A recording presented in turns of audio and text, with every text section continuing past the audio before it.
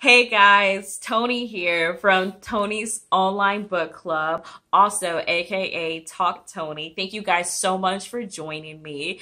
So today I just want to talk to you about getting out of a slump, which is today's video's title is What's Wrong with Me?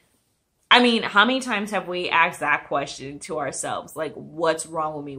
What the actual?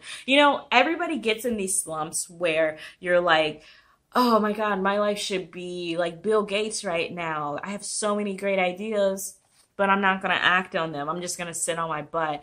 Or I want to go to school, or I want to do that dance class, or I want to learn how to, cook a flambe in 2 days, but not actually take any initiative on it. So how do you get out of that slump when you're in there? So just to kind of tell you, today we're going to be talking about a book that helped me out of my slump. It is Joyce Meyer's Battlefield of the Mind. I know. I mean, I don't know if you guys have read it yet. If you have, ballin'. If you haven't, I seriously recommend it. And the link for her book is going to be in the description. So don't forget to check that out. With her book, it just really highlights a lot of the parts where my favorite quote in one of her chapters is, "A positive life does not have a negative mind." I mean, those words like literally go down to my core, because you can't have a negative mindset and expect to have this like positive life. Now, I'm not trying to tell you to be psycho with your positivity mindset, but you do need to have a little bit of optimism or faith that your journey is going to be complete at some point. Everybody's point is not your point. Your point's not everybody else's point. Don't forget that, lovelies. Now, some of the slumps that always had me down back in the day is comparing myself to people's social media, to people's lives, their relationships, their families, their money, their status, whatever it was. I was comparing my life because I was in a slump. I know, right? Positive Tony in a slump. What? So comparing lives can look a little bit like this. What was she doing in 2010? Why am I not doing these things? Oh, okay, because she donates all of her time. She donated her kidney. I know. I mean, who doesn't do that? So, and what that causes is that delusion that like everybody's happy, everybody's so much fun, everybody's so rich, everybody's so blah, blah, blah, blah, blah, blah, blah, blah, blah.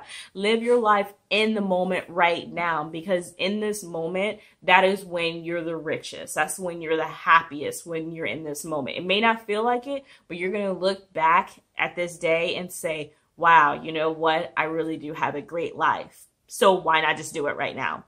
Anyway, so the next thing that was always hindering me from getting out of the slump and moving on to the next big idea is saying I had that this is not the right time syndrome, or this is, right now is not the day. Tomorrow, I'll do it tomorrow. And it kind of always looked like this.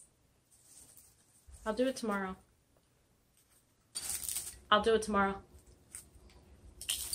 Wow. Crazy. I'll do it tomorrow. A lot of popcorn. Gotta get some tomorrow. I mean, who doesn't have a life like that where it's always tomorrow is going to be better. Tomorrow's going to be more sunny. Well, with Ohio, you never know what tomorrow is going to be. It could be sunny, cold. It could be a blizzard, a typhoon. You don't know what you're getting with Ohio. All you know is that we have corn. So anyway, next is I was always having these weird breakdowns. Not weird, they were a straight breakdown. Like I would literally break down, tub, Moscato, a book next to me, crying. I wouldn't even read the book. I would just cry next to the book and hope that the words would just flow into me. So what I did to get out of that is I literally just set a plan for my life. I was tired of feeling that way. I surrounded myself with some positive people. Actually, you know what? I'm just going to go ahead and give you the 3 steps that I took to get out of the funk. So first step, and I'm going to say it, is I got a book. I got a good book. So what that book was actually Joyce Meyer's Battlefield of the Mind that helped me get out of my biggest slump that I ever had. So with that, her book, as you can see, not that expensive, $7.49. That's literally a #1 at McDonald's with extra cheese and extra sauce. Medium. With that being said, I was able to literally take them to heart because honestly, no slump is a good slump because you feel alone, but it's okay. You're not alone. There are other people out there that are going through exactly what you're going through. It may be a little bit off from your situation or whatnot, but I guarantee someone out there is going through what you're going through right now. The next thing that I did get off of my list was stop wasting time. I was wasting so much time, killing so much time. Whether that was watching Netflix, playing video game, watching Chase sleep, my dog. He's so cute when he sleeps. It's nice. But anyway, I would be doing all of these things that had no meaning to what I was going to be doing in my next venture.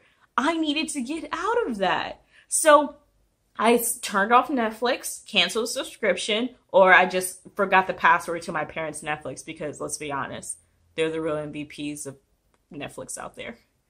So anyway, I literally just got out of that slump. I stopped saying, can't. I can't do this. I won't do this, or it's not the right time.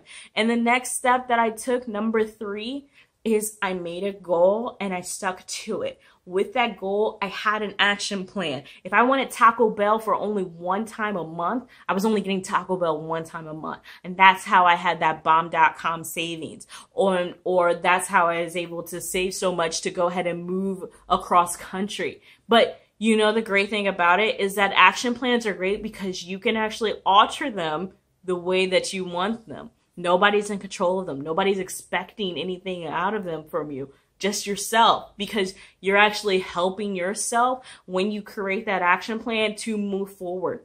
And actually, Joyce Meyer's book, she really talks about really planning out your day, planning out what's the next step for you. You don't know what's going to happen. You can set all the plans in your world, in the world that you want. You don't know what's going to happen, but just like Joyce says, it's easy to quit.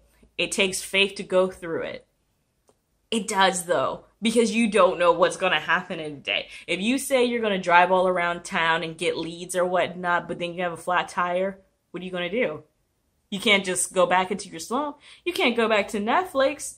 That's just killing more time. Don't let that stop you from being the best you.